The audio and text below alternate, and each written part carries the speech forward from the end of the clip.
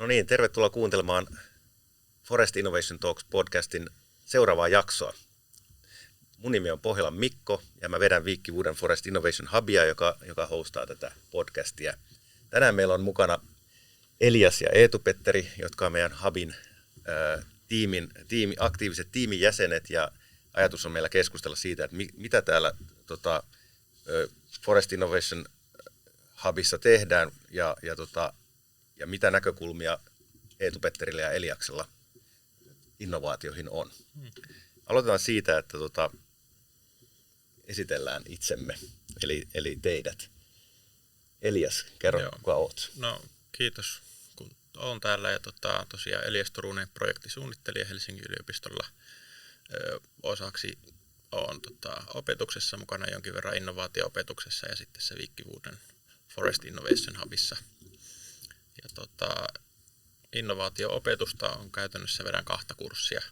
On tämmöinen, en nyt muista kokonaisuuden nimeä, mutta 2 kurssia. Toinen on innovaatiojohtaminen käytännössä ja toinen on minusta muutoksen tekijä. Ja siellä on opettajana kandikursseja meidän Maametsiksen tiedekunnan opiskelijoille.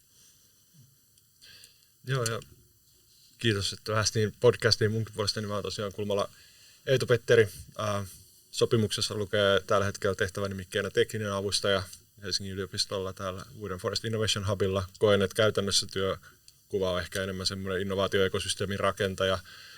Ja tavallaan mä koen, että meidän ja oma työkuva keskittyy hyvin vahvasti siihen semmoiseen yrittäjyys- ja innovaatiomyönteisen ympäristön rakentamiseen täällä metsätieteellisessä tiedekunnassa erityisesti, mutta myös niinku, tai siis maa- ja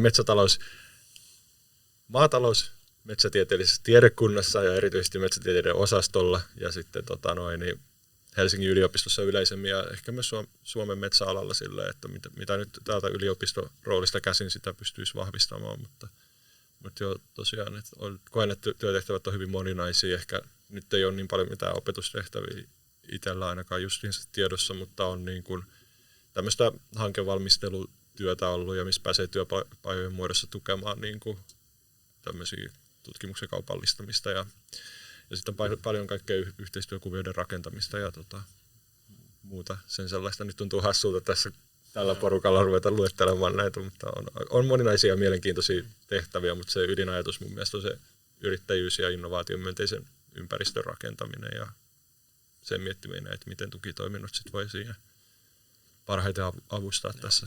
Ja tähän lisäksi, että mulla on se innovaatio-opetus, mutta sen lisäksi kaikki tämä myös, mitä Eetu-Petteri luetteli, että monenlaista hommaa. Kyllä.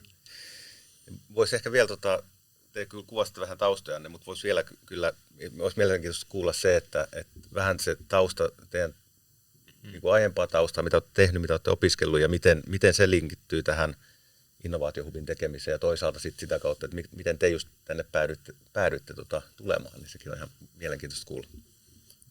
Joo.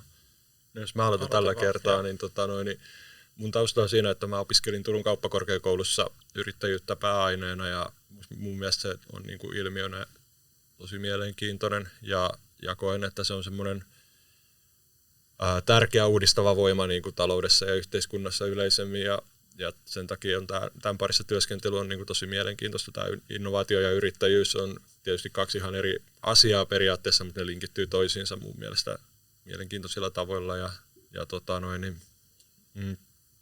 tausta oli kysymys, niin joo, tosiaan opiskelin kauppakorkeakoulussa ja sitten mä oon ollut jo opintoaikana parissa semmoisessa varhaisen vaiheen yrittäjyysprojektissa, missä on kehitelty erinäköisiä liikeideoita ja sen jälkeen kokeilin olen perustanut 2 yritystä ja toinen niistä nyt ajautui konkurssiin tuossa viime syksynä. Mutta sitten käytännön yrittäjyyskokemuksen hankkimisen ohella niin on ollut nyt, olin ajan 4 vuotta töissä tuossa Helsinki Think Companylla, missä mä tuin sitten ruohonjuuritasolla täällä Helsingin yliopistossa tätä erityisesti opiskelijoiden niin kuin yrittäjyyskulttuurin kehittämistä ja yrittäjyysyhteisötyötä. Sen työn kautta sitten löysin itseni tämän hankkeen esiselvitysprojektin auttaan Pasi Puttosta pari vuotta sitten ja nyt sitten sattui sopivasti, että tässä kun omat aktiivinen yrittäjyystoiminta on nyt vähentynyt, niin tuli sitten mahdollisuus lähteä mukaan tähän toteuttamaan tätä hanketta, ja se oli mun mielestä tosi kiinnostava ja hyvin sattuva niin kuin, mahdollisuus. No joo, jatkan tästä. Tosiaan 6 vuotta sitten muutin Helsinkiin tuolta Kajaanista, Kainuun Kurjuudesta ensiksi opiskelemaan tänne elintarviketieteiden kandidaatin tutkintoa. Ja sitten jatkoin elintarviketieteiden elintarviketalous ja kulutuksen maisteriohjelmaa. Ja nyt sitten eksyin metsätieteiden osastolle. Eli tässä nyt on vähän kaikenlaista, tai 2 eri osastolla pallotellut edestakaisin. Ja kandivaiheessa olin opiskelijajärjestössä, tämmöinen kuin MYL ry, Maatalous- Metsäylioppilaiden liitto. Ja se on tosiaan koko tiedekunnan tämmöinen kaikille tiedekunnan opiskelijoille tarkoitettu opiskelijajärjestö. Ja sitä kautta sitten tuli kaikenlaista myös tiedekunnan henkilökunnan kanssa tehtyä, tiedekunnan johdon kanssa tehtyä yhteistyötä. Ja nykyinen dekaani Mari Sandel sitten adoptoi mut hänen tiimiinsä mun valmistumisen jälkeen. Ja aloitin sitten opetusavustajana ja sitten projektihommissa. Eli käytännössä päädyin sitten näihin innovaatiokursseille, joita Mari silloin veti. Ja sen jälkeen sitten ihan täyspäiväiseksi projektisuunnittelijaksi yliopistolle. Kiitos, joo. Erinomaiset taustat ja on ollut tosiaan kiva saada teidät molemmat tähän työskentelemään. Te olette nyt puoli vuotta oikeastaan ehtinyt olla täyspäiväisesti tässä tiimissä mukana niin ehkä siitä sitten semmoinen jatkokysymys, että mikä teille näyttäytyy tässä työssä toisaalta, niin kuin mikä on ollut se kiinnostava puoli tai kiinnostavat puolet, ja ehkä sitten jos löytyy joku, mikä on yllättänyt teitä, niin mitä siitä tulee? No kiinnostavinta tietysti tässä itsekin, kun opiskellut vielä vuosi sitten opiskelin ja kirjoittelin maisterin tutkielmaa, niin tietysti kaikki opiskelijoihin liittyvää on äärimmäisen mielenkiintoista mulle. Ja sen kanssa on paljon ollut myös, tai sen kanssa on ollut töiden ohella myös parissa, ja esimerkiksi opiskelija-agenttitoiminta, mikä meillä tällä Viikin kampuksella meidän tiedekunnassa pyörii, niin on ollut siinä mukana. Ja sitten me ollaan järjestetty näitä Forest Innovation Talkkeja, keskustelutilaisuuksia, ei podcasteja, jotka on sitten myös opiskelijoille tarkoitettu tämmöisiä innovaatio-chatti, tämmöisiä keskustelupaneeleita, niin ne on ollut kyllä tosi mukavia. Ja mun mielestä se on myös kiva, että pystyy antamaan opiskelijoille jotakin opetuksen ja tämmöisten tapahtumien kautta, koska musta tuntuu, että opiskelijat, ne on semmoisia niin kuin tabula rasa, että heille voi syöttää tämmöistä innovaatioasiaa ja he on tosi mielellä ottaa sitä vastaan, niin se on kyllä mielenkiintoista. Joo, tuohon täytyy heittää välikommenttina, että se on ylipäänsä yliopistolla työskentelyssä kiva asia, että on aina ne tuoreet välkyt mielet niin kuin hollilla, ja sitten että jos pääsee ja saa tavallaan nuorten juuri valmistuneiden tai saatiopiskelijoiden kanssa pääsee hommia ja löytää niitä helmiä ja voi samalla sitten syöttää hyviä aiheita ja hyviä ideoita sitten täältä päin, niin se on tosi innostavaa. Itsekin muistaa opiskeluaikana, kun kävin niitä elintarviketieteen perusopintoja, niin ne nyt ei aina tietenkään maistu.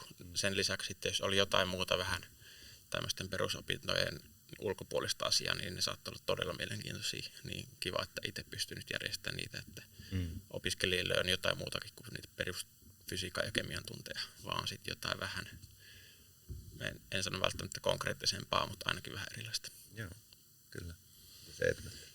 Joo, ajatus rakentuu nyt vähän jatkoa vielä tuosta, tai tämä on hyvä kysymys ja hyvä jatkoa tuohon esittelypuoleen, niin mulla oli sillä lailla, että mulla oli siinä kun viimeistelin kauppisopintoja tai niiden loppupuolella, niin sen jälkeen mulle tuli semmoinen aika pitkä itse tutkiskeluaikakausi, ja sitten mä sen aikana nyt oikeastaan vielä kirkastui tässä parin viime vuoden aikana, vahvistui vielä tai sanotin sen uudella tavalla, että mikä on niinku semmoinen asia, mitä mä haluan elämässä edistää.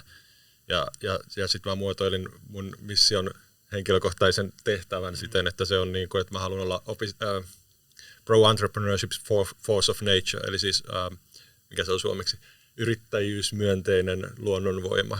Ja niin mä koen, että yrittäjyys, niin kuin aikaisemminkin sanoin, että yrittäjyys ja innovaatio on tosi niin kuin tärkeitä ilmiöitä meidän yhteiskunnassa. Ja se, että mä pääsin edistämään niitä nyt niin kuin suomalaisessa huippuyliopistossa, niin mun mielestä se on niin kuin tosi kiinnostava ja hedelmällinen niin kuin työympäristö ja motivoiva työ ja tehtävä. Ja se on niin kuin yksi puoli, mikä mun mielestä on kiinnostavaa tässä, mitä me tehdään ja mistä mä löydän tosi paljon siihen mielenkiintoa. Ja sitten tietysti se, että niin kuin,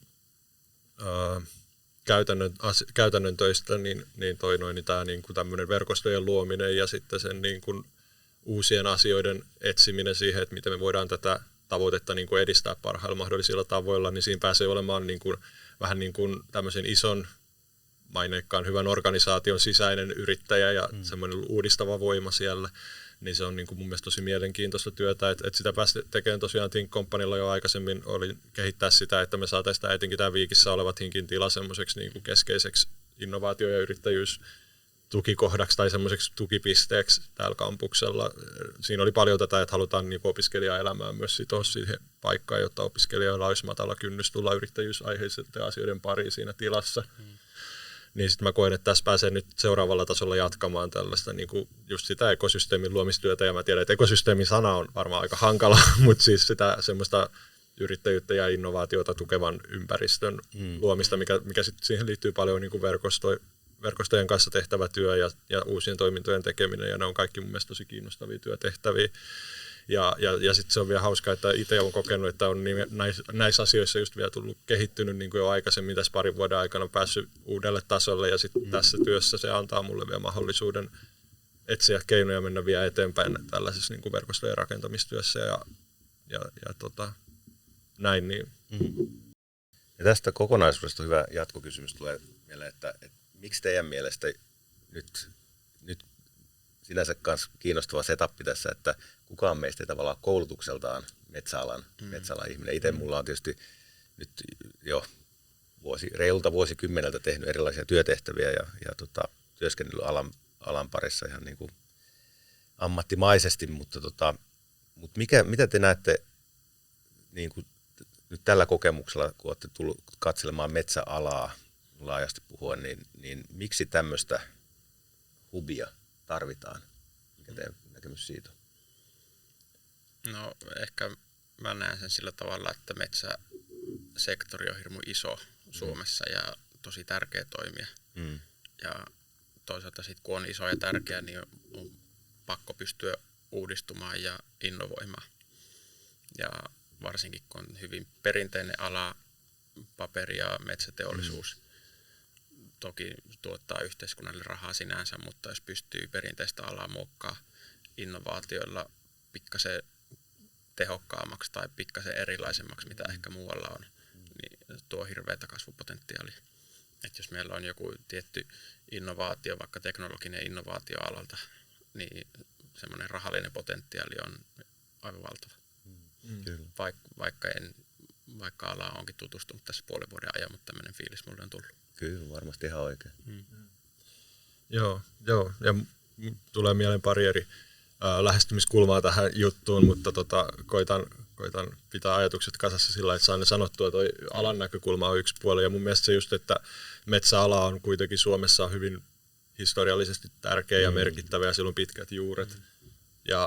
Ja sitten toisaalta siellä on niin kuin pari keskeistä isoa organisaatioa, ja paljon niin kuin semmoista, että niin kuin varmaan paljon sellaista myös menneisyydessä hyväksi havaittua, mutta ehkä myös uudistumisen näkökulmasta semmoista menneisyyden taakkaa myös, että se voi olla, että meidän kaltainen toimija voisi yrittää vauhdittaa ja luoda semmoista avoimempaa niin kuin uudistumismeininkiä. Ehkä, toivottavasti. Tai mä luulen, että siinä on ainakin jotain semmoisia haasteita, mihin me voitaisiin yrittää vastata. Ja sitten toisaalta se, että koska se on ollut niin hieno ja keskeinen osa niin kuin Suomea ja suomalaisuutta, niin tavallaan se, että me pystytään täältä yliopistomaailmasta pyrkimään tukemaan juuri tämmöisen alan niin kuin uudistumista ja sitä, että se kehittyy myös tulevaisuudessa merkittäväksi. Ja niin kuin etenkin kun nyt huomataan, että alalla on paljon paineita, selluteollisuus ei enää vedä samalla lailla kuin ennen ja paperiteollisuus ei ole ehkä Suomessa enää nyt samanlainen juttu kuin se on ollut ennen. Ja täytyy löytää niitä uusia tapoja, mikä sitten on se, niin kuin, että mikä olisi se seuraava tai mahdollisesti sitten joku, mikä voisi kehittyä ehkä voi, tai ainakin toivon, että löydetään jotain, mikä voisi kehittyä samankaltaiseen asemaan, mikä voisi sitten niin kuin tukea meitä, kun meillä kuitenkin on aika hyvät niin kuin resurssit metsän suhteen tässä maassa ja pitkät perinteet sen tuottamisesta ja kasvattamisesta. Ja siinä mielessä ollaan ihan hyvässä roolissa, että tässä yliopiston tehtävä on tuottaa tulevaisuuden tekijöitä, niin me pystytään sitten fasilitoimaan myös sitä tutkimuspuolta enemmän niin kuin konkretiaa. Ja mahdollisesti niitä innovaatioita, mitä yliopistolla kehitetään, niin sitten sinne teollisuusmaailmaan. Että se ei pelkästään ole se, että yliopisto tuottaa vaan niin kuin Suomen fiksuimpia alan asiantuntijoita, vaan jotain konkretiaa myös. Näinpä. Ja tässä tullaan itse asiassa siihen toiseen näkökulmaan, just tämä yliopistosta tuleva näkökulma. Ja tämä on nyt semmoinen, mulla on pieni sisäinen konflikti siinä ja mä toivon, että mä en nyt astu kenenkään varpaille liikaa. Mutta mä koen, että me ollaan huippuyliopistossa ja tässä yliopistossa on tietynlainen kulttuuri ja täällä on tiettyjä semmoisia niin kuin perinteitä ja aatteita, mitkä ei välttämättä tue yrittäjyyttä ja innovaatioita sinänsä, vaan saattaa jopa toimia vähän niin kuin sitä vastaan. Niin tavallaan sitten se, että me ollaan luomassa myös sitä niin kuin, että lisätä ajatusta siitä, että sitä tutkimusta voi tuoda niin kuin kaupallisesti hyödynnettäväksi tai viedä käytäntöön tai luoda siitä keksiä joku arvonluontimekanismi sen niin kuin teoreettisen uuden tiedon niin kuin lisäksi. Niin tavallaan mä koen, että tämä tämmöinen kulttuuri, en mä tiedä, onko kulttuurimuutos vähän liian vahva sana, mutta niin kuin se, että tuetaan semmoista innovaatio- ja yrittäjyysmyönteistä kulttuuria just nimenomaan tämmöisessä instituutiossa, niin se on mun mielestä myös niin kuin meidän HUBin kannalta tosi tärkeää työtä. Ja sitten kolmantena pointtina olisi tämä, että yhdistetään tämä perinteinen teollisuus ja tämä yliopisto, niin kuin, että siinä joudutaan tekemään vähän puolin ja toisin niin kuin semmoista työtä, että voitaisiin se, mitä me tehtiin esimerkiksi siinä esiselvityksessä, me puhuttiin avoimesta innovaatiosta ja avoimen innovaation hubista, mikä tarkoittaa käytännössä siis ajatus on siinä, että innovaatio ja kehittäminen on usein ollut organisaatioiden sisäistä toimintaa. Ja se, että meillä täytyy olla ne parhaat aivot meidän organisaatiossa ja me halutaan tehdä niin kuin tuotekehityksiä ja innovaatioita sen organisaation rajojen sisäpuolella. Ja se on ollut se niin kuin vallitseva toimintamalli jossain vaiheessa. Mitä me halutaan taas avoimella innovaatiolla tehdä, niin on se rikkoa sitä, että että organisaation ei tarvitsekaan itse omistaa niitä parhaita aivoja ja parhaita tietoja ja ei välttämättä edes sitä IPtä kokonaan, vaan niitä ajatuksia ja ideoita voisi etsiä sieltä organisaation ulkopuolelta myös. Niin tavallaan se, että me ollaan nyt hyvässä asemassa tässä yliopiston ja teollisuuden rajapinnassa, että me voitaisiin luoda eri tapoja, miten tämmöistä yhteiskehittämistä olisi mahdollisuus tehdä, tai sellaista, että organisaatiorajojen yli voidaan yhdessä tehdä asioita, ja jossain vaiheessa joku ottaa palloa ja vie sitä sitten ehkä itse eteenpäin. Tai sitten voidaan yrittää luoda jotain yhteistä omaisuutta, mutta niin kuin, tai vähintään tämmöisenä välittäjänä, että siellä on yhteinen omistajuus ja sitten joku muu pystytään toimimaan tämmöisenä yhdisteenä. Niin. Joo, juuri näin. Hyvin kuvasitte omiakin ajatuksia. Ehkä itselle vielä tulee tuosta, että miksi hubia nyt, niin yksi näkökulma on vielä tavallaan tämä niin kuin maailman murros tässä ympärillä niin kuin siinä, että miten tämmöistä niin kuin luonnonvararesursseja ja niihin liittyviä niin kuin tarpeita niin kuin tulevaisuudessa tarvitaan. Että metsäkin on perinteisesti ollut hyvin yksinkertaista katsoa, että se tuottaa puuta ja maksimoidaan sitä taloudellisesti tai määrällisesti. Ja nyt sitten on yhä enemmän niin kuin, luonto ja luonnon monimuotoisuuskysymykset ja vastaavat kysymykset. Niin kuin tämmöisessä pitkän tähtäimen murroksessa tietysti sitten lyhyellä tähtäimellä tulee myös muut tavallaan niin kuin geopoliittiset kysymykset. Tämmöiset. Tässä on niin kuin tosi monta näkökulmaa, minkä takia varmasti nämä pointit, mitä te puhutte, niin yhä enemmän tarvitaan, että on yhä enemmän rajapintaa ulkoisten sidosryhmien ja tutkimuksen ja sitten toisaalta yhä enemmän opiskelijat, on enemmän tarvetta sille, että opiskelijat on ikään kuin valmiimpia muuttuvan työelämän, muuttuvan työympäristön, muuttuvan elinkeinoympäristön niin kuin vaatimuksiin ja osaavat itsekin sitä sitten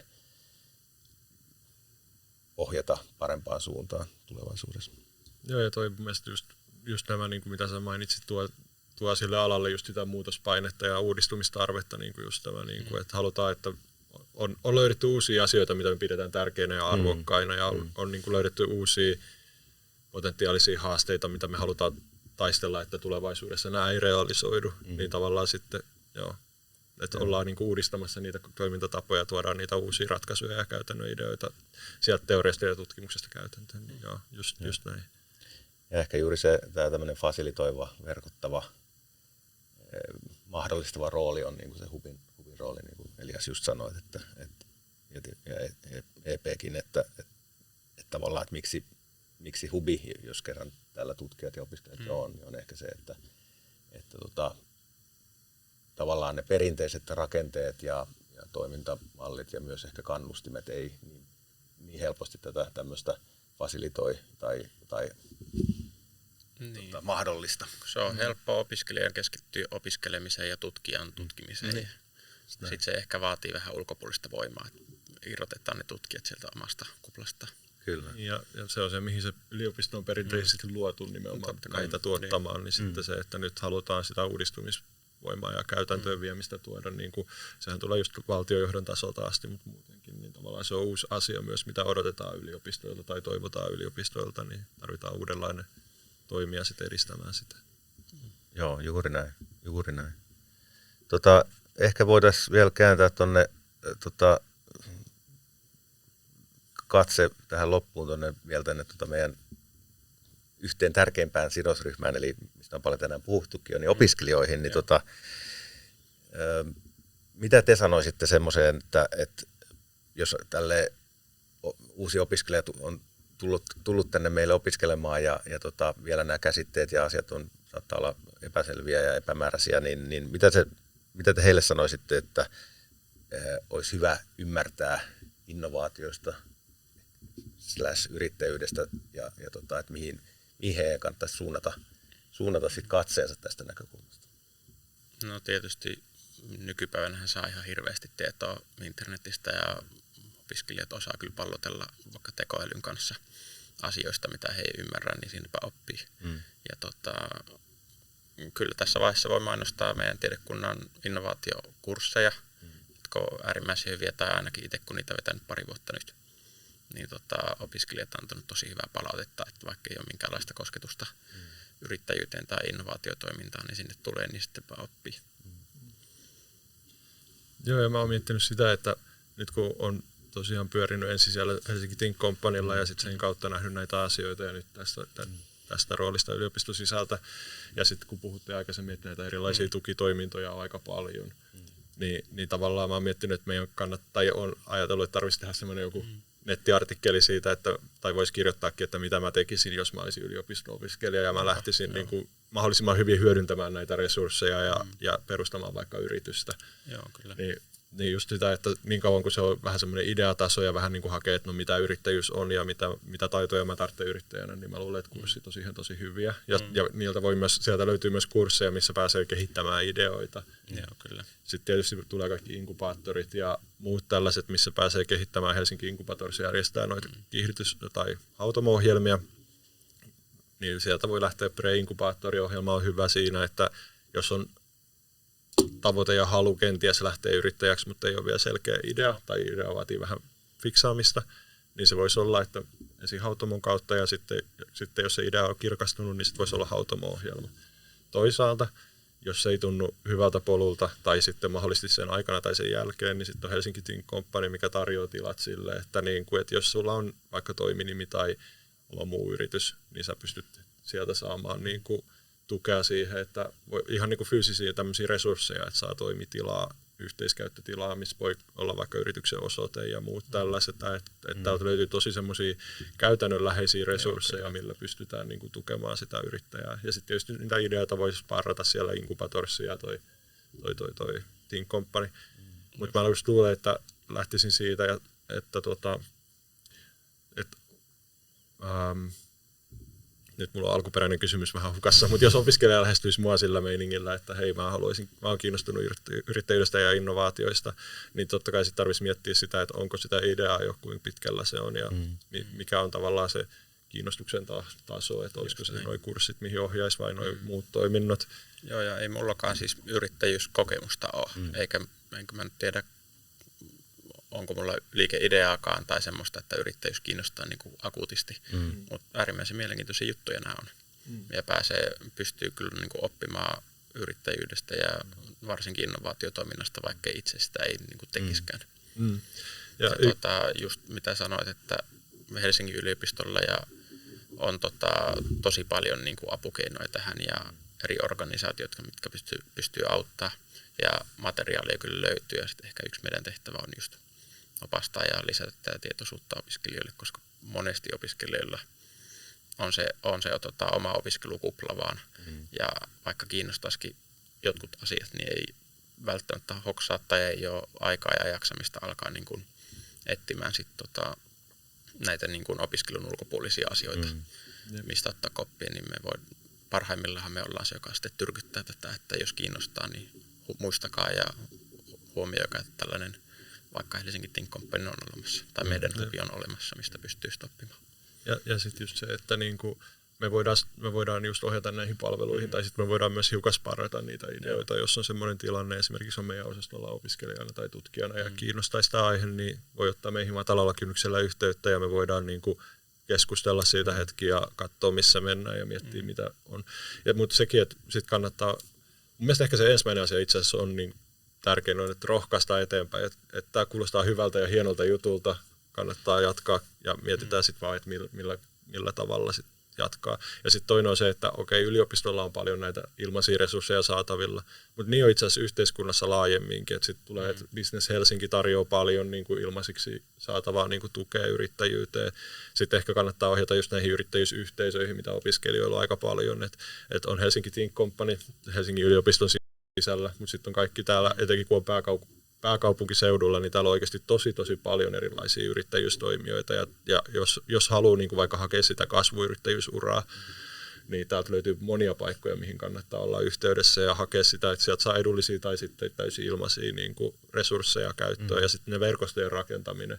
Ja jos ajattelee, että erityisesti niin kuin, että olisi Helsingin yliopiston opiskelija, niin rohkaisisin myös siihen, että käy katsoa vaikka Aallon kampuksella ja startup-saunalla ja Aalto ES:ssä, niin kuin, että jos sieltä löytäisi, koska sitten kun lähtee yrittämään, niin olisi hyvä, että olisi pari tyyppiä ja toinen niistä olisi se, ketä on se tekninen asiantuntija ja vahva niin kuin tavallaan se osaaminen sillä puolella, mutta se tarvitsisi myös sen kaupallisen puolen. No toki meidän tiedekunnassa on myös sitä kaupallista opetusta, mutta voi olla, että yleisesti ottaen voisi ajatella tälleen entisen kauppisopiskelijan näkökulmasta, että niin yliopistolta kannattaa niin kuin vähän lähteä sitten ulos ja kohti niin kuin muitakin kampuksia ehkä löytää sitten eri tavalla ajattelevia yrityskumppaneita.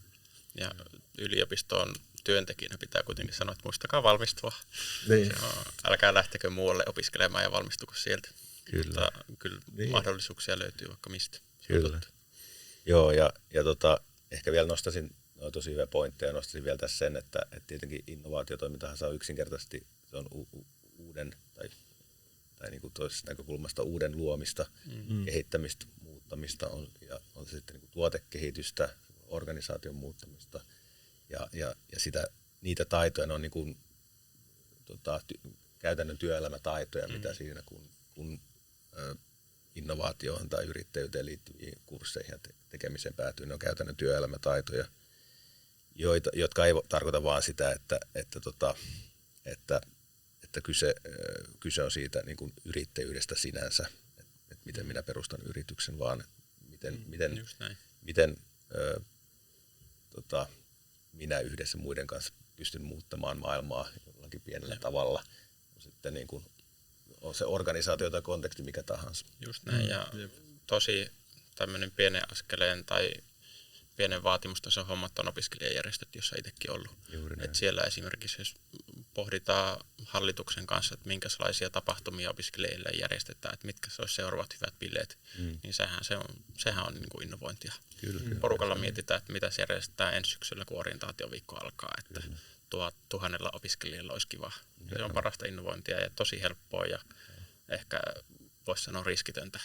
Kyllä. Muuta ei voi kuin oman maineen pilata, jos jotenkin tosi tyhmiä juttuja tekee, mutta Tässä ei ole maailmanloppu. Tuossa mun mielestä on just se yrittäjyyden ja innovaatioyhtymäkohdassa mun mielestä on just se, että täytyy miettiä, että millaista arvoa haluaa luoda, eli tehdä jotain, millä on jotain arvoa jollekin, kenelle sillä on arvoa, sitten, että miten sitä arvoa luodaan ja miten sitä sitten niin kuin jaetaan muille. Ja sitten tietysti jos halutaan siitä luoda kaupallisesti kestävää tai semmoista, että se pystyy itse rahoittamaan itsensä, niin sitten tietysti täytyy miettiä, että miten sitä arvoa taltioidaan. Nämä niin kuin tämmöiset liiketoimintamallin peruskysymykset, niin ne on oikeastaan mun mielestä se, missä just tämä yrittäjyys ja innovaatio risteytyy, ja ne on just semmoisia taitoja, että niiden asioiden pohtiminen varmasti on hyödyllistä niin kuin työelämässä tai projektityössä tai monessa muussakin kontekstissa se, että osaa niin kuin jollain tavalla hahmottaa näitä tärkeitä keskeisiä kysymyksiä näistä teemoissa, niin se on niin kuin arvokas taito. Todellakin. Oikein hyvät päätössanat ja iso kiitos siitä, että tulitte tähän podcastiin ja iso kiitos siitä, että olette ollut tiimijäseninä ja toivottavasti saadaan työskennellä pitkään yhdessä. Tämä on ollut hauskaa kaikin puolin ja kiitos kuuntelijoille ja katselijoille ja nähdään seuraavassa jaksossa. Yes, kiitos.